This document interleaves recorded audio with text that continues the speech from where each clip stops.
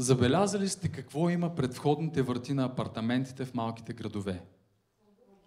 Обувки. Обаче има и чехли. И чехли има. Обаче това не са обикновени чехли. Това са така наречените патъци.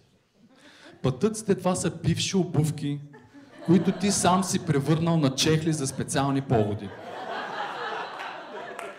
И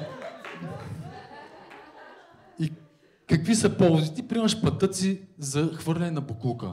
Имаш патъци за претакване на зелето в мазата. Имаш патъци за събрание на входа. Те са така по-официални, по-излъскани.